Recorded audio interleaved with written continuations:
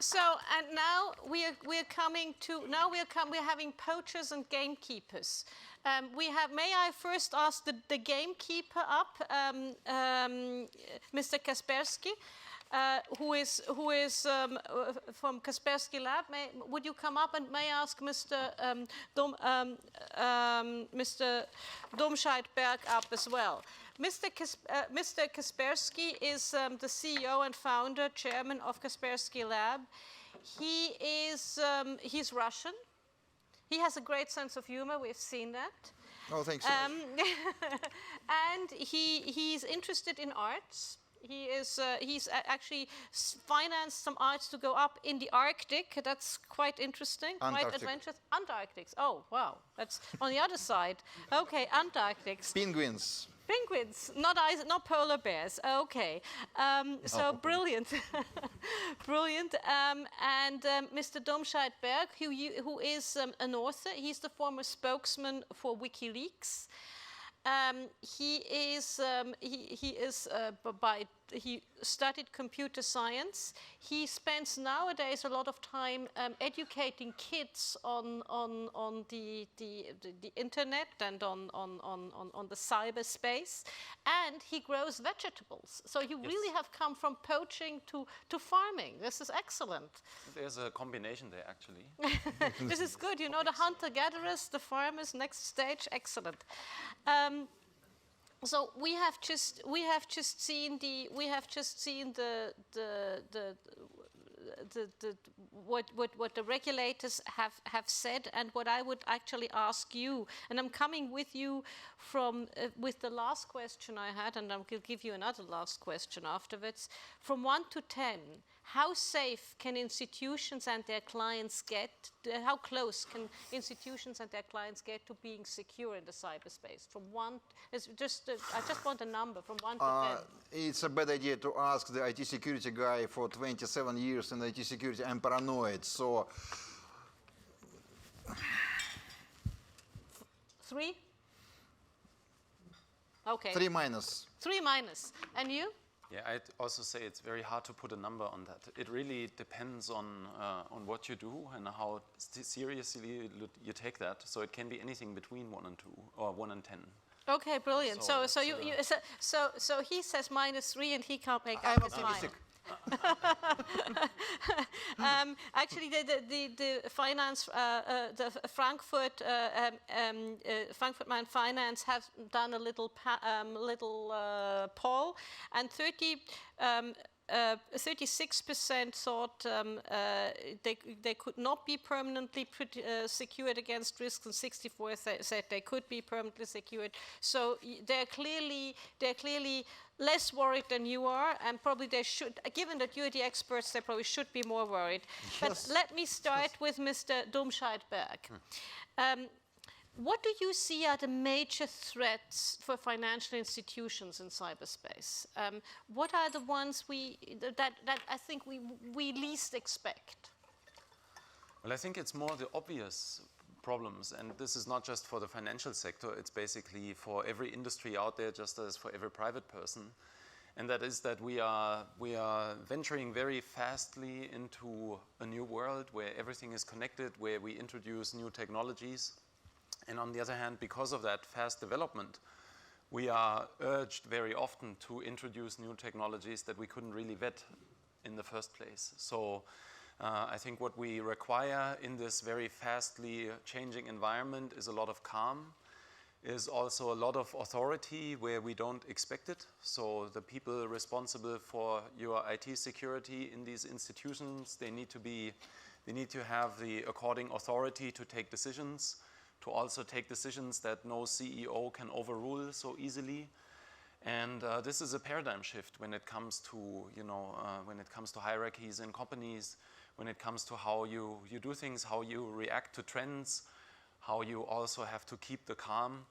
And so I think it's these types of basic questions that actually pose the biggest threat out there. So it's power to the IT guy. It's going up against the old, and in certain countries, structures are more hierarchical. In other countries, they're less hierarchical. Yeah. It's going up against those hierarchies. Yeah, that's one part, and the educational part probably is another one, because as we also see in Eugene's presentation, the human is always the weakest link. If somebody attacks your organization, they will be looking for the weakest link. And very often this comes with a lack of education. So it might come with a lack of a good due diligence around what you do and how you do it. But it might also just be a lack of education within your own organization. So you should make sure that whoever works for you in whatever capacity, that they not only have good rules, but they also have a very good understanding of why these rules matter and why they need to stick to these rules. And if you explain that very well, if you take people aboard, if you also take people seriously for the feedback they give you on these types of rules, then I think from an educational perspective, you're getting towards a more secure environment. Just very quickly, that's all good. If you're a big company, let's say a huge bank, then you have the budgets, you have the plans to roll it out, you have an education department in your bank. If you're a small institution, you may not have that. Yeah, but I think for a small institution, this is actually easier to accomplish because the number of people you have to involve are less. And I think with a growing number of people and with growing hierarchies and a decentralized setup or so, it's much more important to take or keep everybody aboard. So the efficiency you can achieve in a smaller outfit, I think, can actually rather help you than play against you. And how about So you, just Mr. little fish, they simply go through the big net. Yeah. So they're safe. About small institution. Yes. They're not under their That's a good. pressure of the attacks. Okay. Now the question I have for you is, you know, having just heard what Mr. Domscheit-Berg said, how, and having heard your 3 minus here, how realistic, how do financial institutions have a realistic chance in succeeding to achieve cybersecurity, and to what degree? Yes, I'm optimistic. I'm paranoid, but I'm optimistic. I think that the financial institutions, they have the good chances to win the game, but it's a lot of work to do. Actually, the basic reason of all the problems, not only with financial institutions, but the rest of the IT, is the fact that the systems were designed, the architecture was made in 60s, 70s. That time there were no such a thing as a cybercrime and the cyber attacks. So these systems, they were made with no extra requirements for the cybersecurity, for the immunity. So my idea is that the critical infrastructure, including financial services, must be redesigned on the top of the immune platforms, which, well, is it possible? Yes. Is it easy? No. Is it expensive?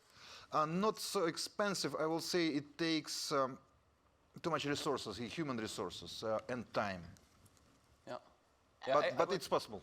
But before we come to you, your clients, when you tell that to your clients, what do they say? Do they say, look, we don't have the resources, we don't have the management time? What is their reaction to when you give them that advice? They dream about this paradise, but they don't have resources, of course. And there is no nation in the world which has enough of resources to redesign it in a short time. But if we started there, the 4,000 miles way starts from the first step, as the Chinese say. So if we start to redesign the most critical parts based on the true architecture, and little by little, step by step, we'll have a paradise in some 200 years from now. Yeah, I'd second that. I worked for a few international airlines some years ago, and they suffer from the same type of problem. They have reservation systems running on mainframes dating back from the 70s or so, and nobody ever dares to touch these systems. And all they do is add more systems rather than think about a redesign. And I think this is actually a very important point. But I hope the planes are on newer systems. Let's not really get into this. They are. Actually, they are 100% safe because it's very hard. It's impossible to find a hacker who can hack the system. Well, I can introduce you to But it's true. I was really surprised that a few years ago there was in some, not tweet, it was some social media, there was a request from the person from the Canadian Nuclear Agency. They were looking for the engineers for PDP-11, if you remember such a name. PDP-11. What is that? Computer. system. The fridge-size computer, which is... Oh dear! Well, that's from 60s and 70s. Oh So they dear. still work. Yeah. And they're still in place. It's still in some place, yes, cases, yes. Well, it's probably like with our TVs. You know, the really old TVs, they work forever. And these new flat screen ones, 2 years, they're gone. Yes.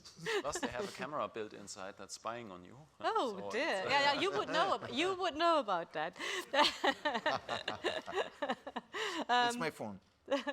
Excellent. Yeah, it's not a Okay. smartphone. No. Hackers. Oh, I have one like this. I call it Phonosaurus. Hackers and perpetrators are at the forefront of innovation because you know it's a little bit when you look at hackers versus the people who look for cybersecurity. It's a little bit like looking at the police and the terrorists. The security forces need to be.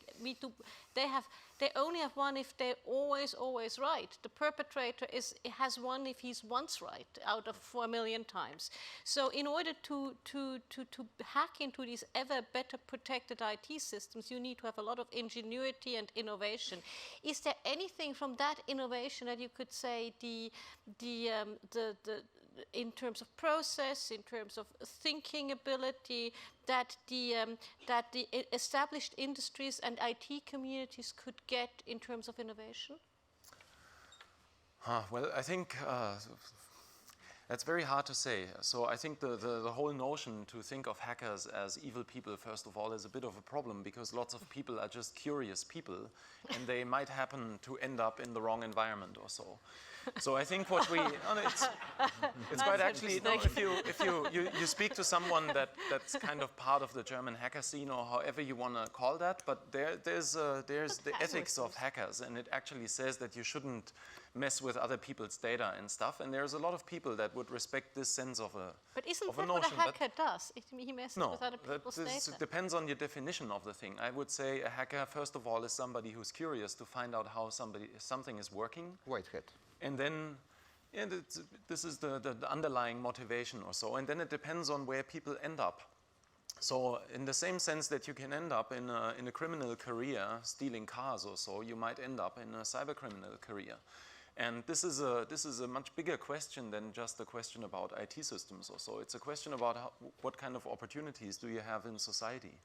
And as much as that is not really an answer to like that's going to fix the problem tomorrow, but I think it stresses how very important it is to raise kids these days that get a good understanding on how these technologies work. So first of all, that they can remain sovereign about how they use these types of systems that are everywhere in their future lives, but that also have a good perspective of what their contribution to society should be. And that is, it's a bit of a bigger question, but I think this is ultimately what it all will boil down to, is that we need to find out how to make more people part of a constructive part of society and not take this type of a road that's just very destructive and that will cause everybody problems. But there will always be the rotten egg, I guess. Yeah, absolutely. So, but in terms of outsourcing, we've just heard that outsourcing is an issue. Do you see that as an issue as well? Yes. Well, I agree. To some extent, you have to outsource. So once your system has been totally screwed with, probably you need Eugene and his engineers to come in to find out what happened. Yeah. But on the other hand, I think long before that, you should have, and that's for me, I worked for outsourcing companies for a very long time. You should never ever outsource everything to other companies because they have a different type of interest when it comes to your own security. So I think today more than ever, and in the future even more, it's very important that all of you have an in-house staff that has the proper authority as well, but also the right skill set in order to understand what is happening in your systems. And we spoke about these 150 days or so earlier in the regulatory panel. It's not 150 days that people start to take out money and you only notice that, but it's 150 days or so that people are inside your system and, as Eugene pointed out, learning about your system. They're gathering intelligence to understand how your operation works and to misuse that against you. So the earlier you discover these types of people, because you have good monitoring in place, because you have systems that can detect intruders, and because you have an IT staff that is actually motivated to contribute to the stability of your organization, the better this will be. So I think it's very important that while you have to outsource some parts, that you do not outsource questions around security, but you actually rather cultivate something in-house where there is a very direct interest to protect your own company. Now, how easy is it to motivate these people, your IT staff? What are the measures that you would, you have people here from financial institutions. What would you tell them they should do? Start taking them seriously first. Yeah, don't judge them by these stupid stereotypes that I don't know, hackers are very unsocial people or anything like this. This is not really the way anymore. These are very clever people. Buy them a drink occasionally. Yeah, that you should just treat them with respect. You should pay them well. I mean, that's a given for everybody, that you want to work honestly and seriously for your company. But treat them with respect, give them the room that they need, take their feedback seriously, and also acknowledge that for some kind of reinvention of how, or redesign that they suggest, there might be something to it. So you need to accept that you require some kind of flexibility as well in how you have to change things when it comes to the way you've done it all the time, and maybe suggestions about how it should be done differently in the future. But Mr. Kaspersky, when you you deal with a lot of companies before they've hacked and once they've been hacked, when you look at these recommendations, which all make sense, do you see that the companies really do give the IT community enough leeway? Do they give them enough free room? Do they give them enough respect that has been, or do you see their counterparts? Do you see that as a problem? Well, the Homo sapiens is all the time the problem.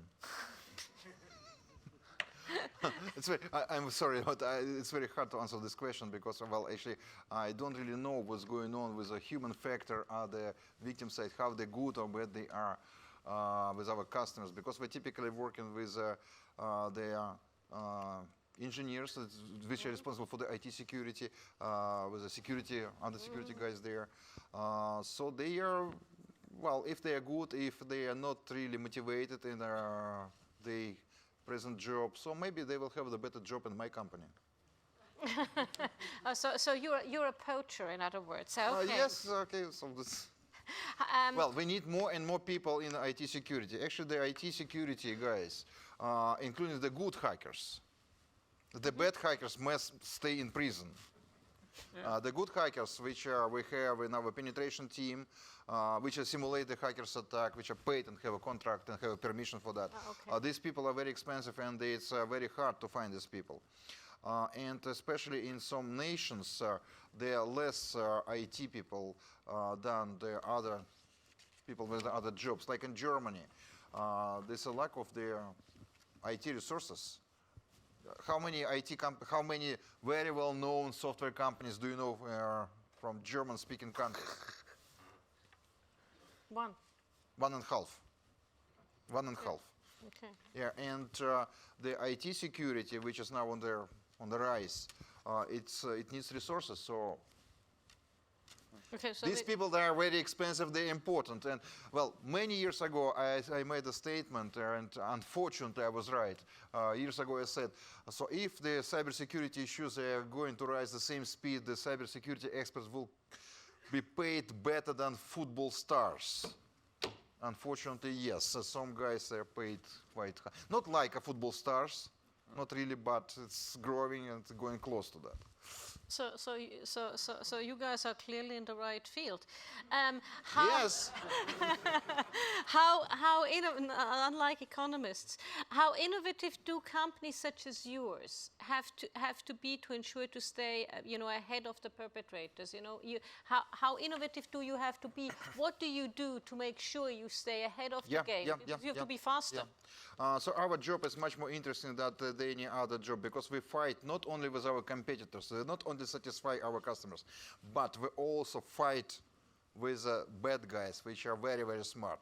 So it's not a fight between the human brain and their natural environment. It's a fight with a human brain and human brain. It's like a chess play. So we have other guys on the other side of the front line, which are as smart as you are, but they are bad guys. So we must be innovative, and not only with our technologies, but we also need to predict what's next, to be ready for the future attacks. That's why in my presentation today I was speaking about the financial scenarios of the attacks which don't exist at the moment. But we need to think about the tomorrow problems, to be ready, to get ready, to start to get ready today. What could such a scenario be? That's very hard to say. I think what we know is that this is ever evolving, and a lot of threats are coming up that we can't really foresee or so. I think what you need to do is you need to remain very flexible in how you react to these types of developments.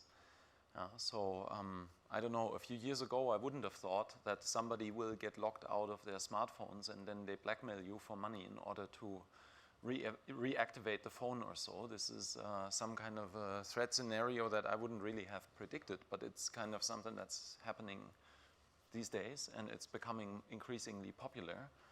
Charming. Yeah, there's...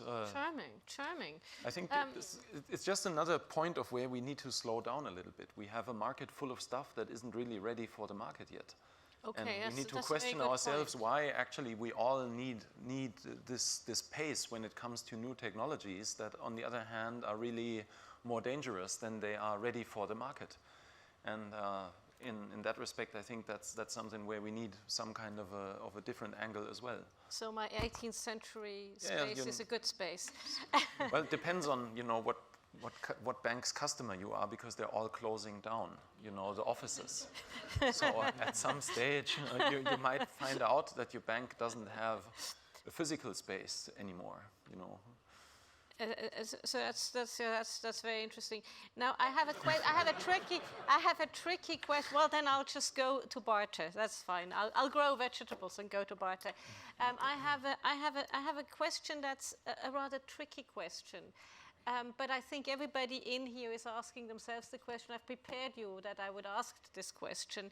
How do your OECD clients, when we look at hacking, when we look at cybersecurity, if you look at what's happened with US elections, French elections, and you yourself said the Russians produce the best hackers, how do your OECD clients react to the fact that your company is based in Russia, that you're from Russia?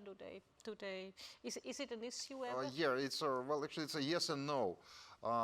No is it was never easy to be a Russian company in the West. We started our expansion in Western Europe 20 years ago. Hannover Messe, the CeBIT exhibition in 1997, we were the first time we had a booth there, small one like a table.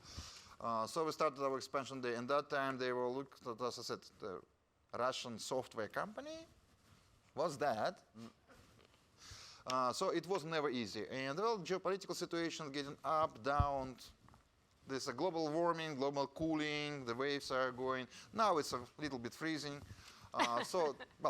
It was never easy. All the time we had a headwind. So we simply had to be more smart, more innovative, more open, transparent, to prove that we are right source of cybersecurity. Actually, we did it in the right way. So over 20 years in the German market, we're #1 in the endpoint security. Thank you. So it's a first, which is no. yes is that we're a Russian company, so the worst cyber criminals, they have a Russian origin. So in many cases, we are first to see the new types of the attacks. Okay, yeah. So we are first to release the antidote and generate the immunity systems, like the Carbonac, which I had the example of the presentation. Right now, we are watching about a dozen of Russian-speaking, highly sophisticated attacks. Well, Russian-speaking. Again, Russian-speaking. Maybe they're not Russian. They're Russian citizens. And these diseases, they're spreading around the world. So that's why it's a very good idea to have to be a Russian company. And we have direct access to the Russian software engineers labor market, which is... That's very good. That's very good. But are some of your clients worried that you might get too close to the government, or there may be some government influence? Not really. Do you have to? You're immune from those. Well, actually, we stay away from politics, and the Russian government doesn't touch us, and we don't touch Russian government. Okay. We cooperate with many cyber security agencies, cyber police in many nations, including Germany. We are very good friends of BKA. So we cooperate during the investigation of the cybercrime. We share the information with the national police forces, with Europol. So we are good guys, and we are transparent. We are the best, good technologists. I'm a good speaker. Thank you. No, you're an excellent speaker. You're an excellent speaker. Now, I think it's time for, is there anything you would like to comment to this? Because otherwise I'm going over to the questions. Not sure what it's like to be a Russian company, so I can't really directly comment on that. You could try always. So may I ask you for your questions, because I think you have very rarely does one have the opportunity to have people of this caliber who do understand the space so well. Yes, sir, you come first.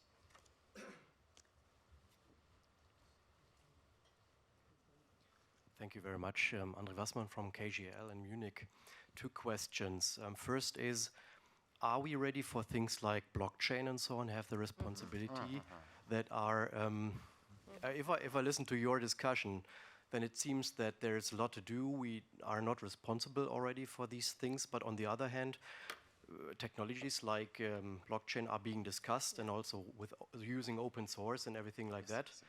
And the second one is what each individual can do. For example, I had a discussion with someone who discussed with me whether to purchase the doorbell with an IP address, like in a smart home, and he said, I decided not to do because I don't want to have anybody from anywhere in the world opening my door. And these are things, I mean, is the consequence that I don't have to consume these things at all, because there will always be technology risks, and the second one, as I said, is the blockchain and new technology question. Yeah, I think the blockchain, we had a short pre-discussion on that, and you have a lot of interesting things to say about that. Well, I think we were discussing the stability of the financial sector and transaction sector before, so I think the blockchain can only add to that. It's a very robust system when it comes to vetting the transactional system, so I think the blockchain is very important, and it can be used for lots of very important things in society, not just financial transactions. You mentioned open source. I'm a very big fan of open source. I believe open source is the only real attitude for software development. There comes a downside to it, but on the other hand, I think the more eyes you can have on something, the more likely it will be that you really understand what's going on and what needs to be fixed. So open source doesn't really, is not really contradicting a secure system, actually, especially when it comes to this type of transactional system or so. I would hope it's open source and something that a lot of people can vet. So in that respect, I think it can only contribute. And just coming to that doorbell as well, I agree you shouldn't have everything networked or so, but on the other hand, if somebody, and that's open source, the question around open source as well, if that doorbell connects to a cloud that somebody runs and you don't even know what they do with statistical data about at what times during the day your doorbell is being rung by somebody, then I would say you might not really want that. But on the other hand, if it's well documented and if it's transparent and there's some guy you know that understands code that can tell you that the doorbell is just a doorbell and there's not really anything to it other than that, then it's not necessarily a bad thing. And I think we can't avoid it. We just need to find out actually what we expect when it comes to quality and to verifiability of the systems we use. But as we discussed with open source, there's then always the intellectual property debate, Yes. and how do you get compensated? I'm bringing that to Mr. Kaspersky, Yes, about because this you made question. because especially when we talk open source, I mean that's all nice, but you have your own systems, your own processes, and you obviously would maybe not want them in open source because somehow you need to pay your staff. It's not because of the payment for the software or not. Actually, we have a free software as well. Yes. The open source means that the hackers of all the world will have access to our source code, which is, I don't feel comfortable in this case. And second, from time to time in the company, we have a conversation about how much of our code we can release to the open source. We are thinking about that, we're discussing that, but still we didn't find anything which will be useful for the rest of the world. And about the blockchains, actually it's a genius innovation, and we still don't use it for the full speed. I'm sure, I believe that in the future we'll have more and more technologies based on the blockchains, including in IT security. Yes. And actually we have a little invest fund, and we invest into some startups, and some of them, they are blockchain IT security startups. It's genius stuff. About Ring Your Smart House, this is reality. So the innovations are going on, and the technologies, they are going on as well. And it's getting more and more hard to get rid of that, to stay away. Not possible. Is it possible to buy a German car which is not cyber at the moment? No? Yes? No? No. Trabant is not no more. Trabi. No, but Smart Trabant. how do you That could be cool. Well, so it's the same with the other technologies. How many people still use the old style mobile phone? Not smartphone. How many people still use the old style phones? I use it. Yes. I have a smartphone, Two. so I use it. 2, 3. Now, how do you respond to the open source and the ability of hackers to get in there? Because I know you're a big proponent of open source. You think it's the solution. No, it's not. The solution does not really exist. So Okay. that's and there are. You think it's a valid solution? I'm a big proponent for transparency as well, but that doesn't mean that I think secrecy is completely superfluous or doesn't really need to exist. But we need to see what applies, and I think we lack verifiable systems. So we are kind of today, we're trapped in a world where a lot of the hardware we use, especially when it comes to chips and all of that, they come out of the Asia-Pacific region or the Asian environment. So there's an ongoing debate for many decades about backdoors potentially being in chips and whatever, and nobody really will ever be able to tell. And then on the other hand, since a few years now, this is probably a big concern, hopefully for all of you, we found out that, to what extent the National Security Agency and others are actually actively trying to hack into systems, manipulating software. I mean, coming down to the fact that if you order something on Amazon, it might be intercepted and modified. And this is the level of detail people and the sophistication with what people attack things. And a lot of this boils down to the fact that it's not transparent enough for me. So I think there's a big gap, actually. There's a room for an industry that is not building its value on intellectual property as so much as it would build its value on being transparent and putting out technology that is openly documented, that is verifiable, and that by that fact is more trustworthy than other parts of technology. And that's something that I, for example, think would have a business model behind it, or could have a business model, because everybody wants to rely on technology and not be so much afraid about being abused by the fact that they are using this type of technology. What is your reaction to that?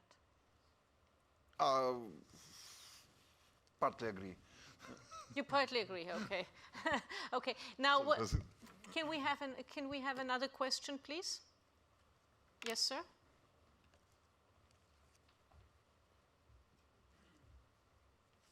First of all, thank you very much for the discussion. I really much appreciate the insights that you're sharing with us. I read in the news in the past that from the central agency in America, actually here in Europe, they had taken some of the softwares that they were using for controlling, actually, and also for spying. I don't know if you have heard about this and what this might mean for the community in general. Should this central agency stop to develop this kind of software? Or actually they should try to be safer when they do this? You mean the CIA? Exactly. Yeah, I okay. want to mention the right one, but yeah. I mean, you have some real experience with these agencies. Not so much, but Being on the other side. I think actually it's for me as a citizen as well as somebody that is trying to build systems that I can keep safe. It's very important that these leaks, whether it's from the CIA or from the NSA or wherever, that this has surfaced. It's not that they are the only ones doing it, so let's not kid ourselves. All other sophisticated agencies around the world will be doing this or something similar, probably with all the good Russian software engineers. We have this type of stuff to the same extent coming out of Russian intelligence agencies. I wouldn't expect anything else. But on the other hand, we as a society need to see to what extent this is being done so we can have a discussion about if that is what we agree to, if this is the type of, the extent of disruption also that this is introducing into society, if this is something we want to accept. And all these agencies are part of a democratic system. They are supposed to be controlled by governments. Not only democratic. Not all of them. They're agencies Yeah, of entirely undemocratic systems that I can think Yeah, of no, but that merely hack. Yeah, okay, not all of them, but at least in the sphere that we are living in and the ones we are debating, they are part of democratic governments. And we should certainly be able to ask that question. And in this respect, I think it's very important that we get more information about this extent, so we actually have a factual basis about what needs to be talked about. Yeah. Well, actually, the espionage is the Homo sapiens. They are designed like that, so espionage is natural for humans. It did exist, it does exist, it will exist, and unfortunately, in a cyberspace, it's much more easy to do it. And unfortunately, in the computer system, in the networks, you can find much more information. And there are many agencies, they develop their own spying tool. Well, actually, I don't want to point a finger on the espionage campaigns in the countries because I can't prove who is behind these attacks. We don't have access to the network traffic, to the mobile operators traffic. We don't know it. We have the code, we have some network data, just a little bit, and based on this information, I will say that the espionage tools, they speak on many languages. They speak native English, broken English. They speak German. They speak Spanish. Well, actually, Spanish and Spanish Latin American. Italian, French, Arabic, Russian, of course, Chinese, Korean. Yeah. Not Japanese. So I have to mention the country which we didn't see the language. And the most active are native English, Russian, and simplified Chinese. So it's global, it's everywhere. So it's no surprise that the states have these, the agencies are hard, they're working, they hard work on these tools. And the bad thing, which I don't really support, is the fact that this leakage of CIA data, that's also the source code. So if this source code is released, it's a doomsday for the cybersecurity. Yeah, well, I would agree on that. You would agree on that? Yeah, no, absolutely. Because all the criminals, the terrorists, cyber terrorists, the bad guys, they will learn the CIA technologies from the source code. Oh, I see a progression here from curiosity, being a friendly hacker, to espionage, a little bit more sinister, and then once you get the source code to becoming criminal. I see sort of a natural progression there. It's like with all technology, you can use it for good or for bad stuff. So, and if the wrong stuff gets into the wrong hands, it's doomsday, as you just said. So, And I'm not sure, you know, the debate I was referring to is not necessarily needs to be based on open source code. So it's, I don't see a value there either. This is just for sticking it into somebody's face. Getting back to the open source code. Okay. So CIA spying tool as a source, as an open source. Yeah. Oh dear, that would be interesting. I'm sure some other countries would be very happy to see that. We have time for one last question, and then I will be wrapping up. Yes, sir.